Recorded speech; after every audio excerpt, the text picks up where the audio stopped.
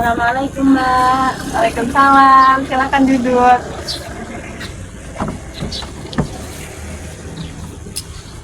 Selamat sore dengan Mbak Salsa ya? Iya. Ya, terima kasih sebelumnya karena sudah menyempatkan waktunya kemari. Oh iya Mbak, karena kemarin kan kita sudah berkomunikasi ya via chat untuk melaksanakan sesi konseling pada sore hari ini. Bagaimana tadi di jalan Mbak? Apakah macet? Macet dan panas Mbak, sangat panas. Iya, harusnya udah musim hujan ya Mbak, tapi Iya. malah macet sekali, panas lagi. Mbak jangan lupa jaga kesehatan, minum yang banyak. Iya Mbak, makasih perhatiannya. Soalnya pacar saya jauh di sana. Aduh, jauh sekali. LDR ya Mbak? Iya. Mbak, saya mau cerita, tapi konseling sama Mbak ini rahasia kan Mbak? Oh iya benar, pastinya. Karena di sesi konseling kali ini juga kita mematuhi beberapa kode etik, di antaranya yaitu asas kerahasiaan. Jadi Mbak nggak perlu khawatir cerita Mbak akan dibocorkan kepada siapapun, karena saya sangat mematuhi asas kerahasiaan itu untuk merahasiakan privasi konsumsi agar tetap terjaga gitu Mbak Salsa. Baik Mbak, terima kasih. Ya ini saya lihat-lihat muka Mbak Salsa kok kayak sedang menyembunyikan suatu masalah. Iya Mbak. Iya, mungkin masalah itu berhubungan ya dengan tujuan Mbak Salsa kemarin mengecat saya di WhatsApp kontak. Iya. Bisa diceritakan Mbak Salsa ada masalah apa? Jadi gini Mbak, kan aku sudah pacaran kurang lebih 2 tahun ya Mbak. Jadi aku itu pacar LDR sama pacarku. LDR-nya beda negara Mbak. Dia bekerja di Jepang sedangkan aku kuliah di sini di IAIN. Jadi kita itu komunikasinya kurang, bertemu juga mungkin ya dibilang jarang, mungkin bisa dibilang nggak pernah kan Mbak. Jadi gimana ya Mbak, kalau aku mau telepon dia sedang kerja, terus aku tuh nggak semangat untuk kuliah gitu loh Mbak, mengerjakan tugas juga males, berangkat kuliah juga males gitu. Begitu ya Mbak Salsa. Iya. Berarti permasalahan Mbak Salsa ini karena kekasih Mbak Salsa yang sedang menjauh di sana, bekerja di Jepang ya? Iya. Berarti terlibat hubungan long distance relationship nih. Iya. Dari Mbak Salsa sendiri tadi kan merasakan sangat hampa mungkin ya. Itu mengapa demikian Mbak Salsa? Komunikasinya kurang Mbak, aku bilang dia, aku takut Mbak dia di sana itu bersama perempuan lain gitu loh Mbak. Kalau pulang-pulang dia bawa TKW Jepang gimana? Kan rasanya tuh. Iya sakit ya Mbak Salsa ya. Ya saya sangat memahami apa yang Mbak Salsa rasakan. Apalagi hubungan Mbak Salsa ini, Mbak Salsa di Indonesia, Masnya di Jepang, perbedaan waktu yang sangat cukup signifikan ya Mbak. Iya. Buat Mbak itu ketakutir bagaimana kalau dia di sana menemukan cewek. Saya sangat paham akan keresahan dari Mbak Salsa. Tentunya dengan hubungan LDR itu pasti sangat sulit dijalani, apalagi misal Mbak Salsa pulang dari kuliah, Mbak Salsa capek, Mbak Salsa butuh support system dan mau bercerita tentang hari-harinya kemana yang biasanya sama pacarnya.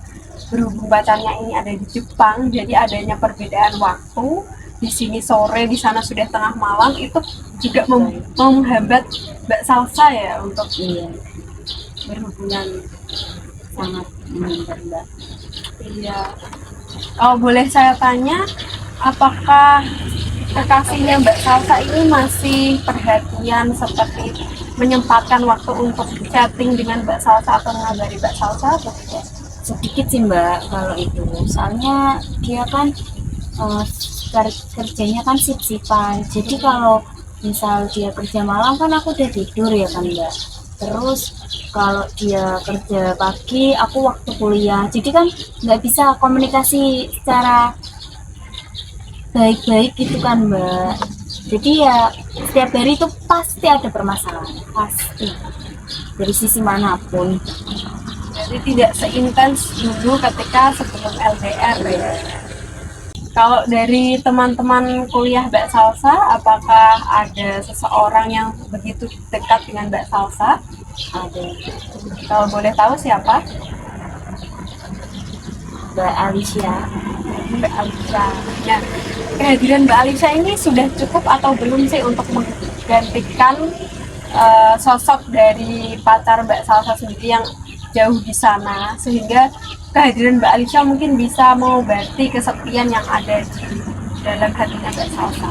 Ya Mbak, kedatangan Mbak Alicia sangat cukup, tapi ya saya pengen perhatian dari pacar saya, pengen jalan-jalan berdua, pengen quality time berdua gitu Mbak. Mbak Salsa sudah berhubungan berapa lama dengan pacarnya? Kurang lebih tadi dia tuh. 2 tahun.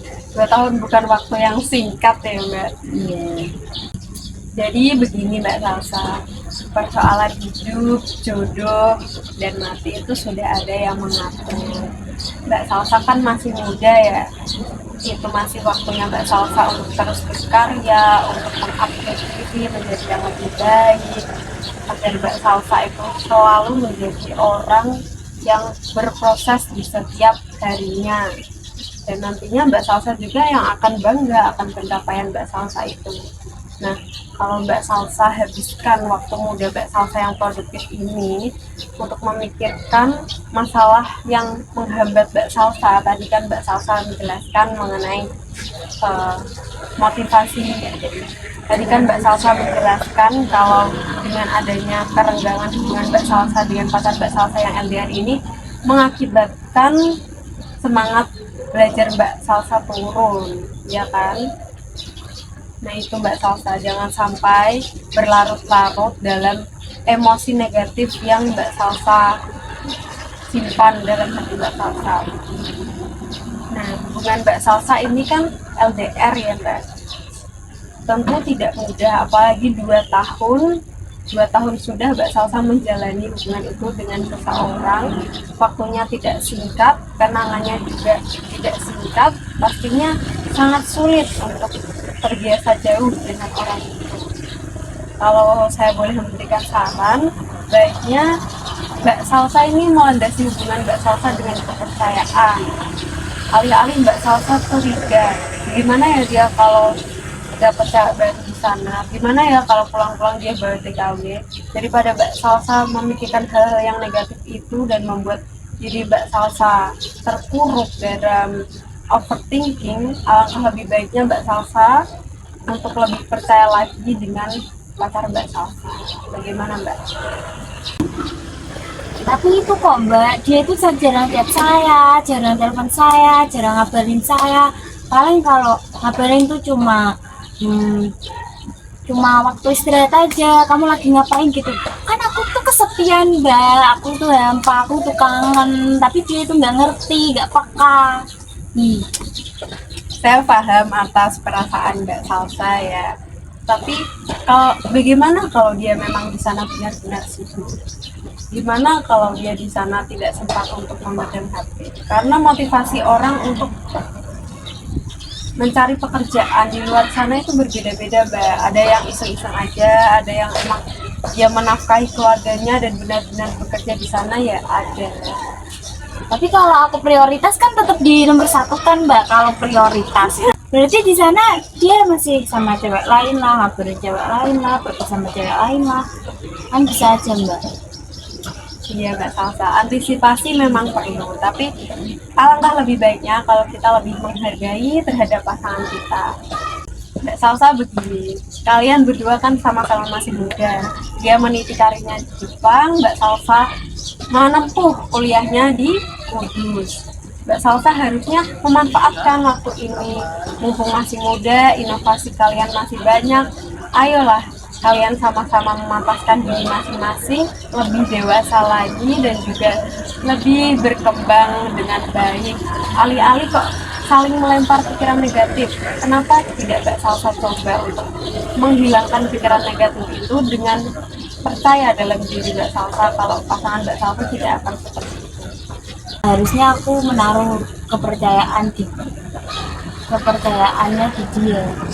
Ya Mbak Salsa, jika kamu memang benar-benar mencintai, letakkan kepercayaan itu ya, karena hubungan itu berlandaskan kepercayaan dan juga dengan kejujuran.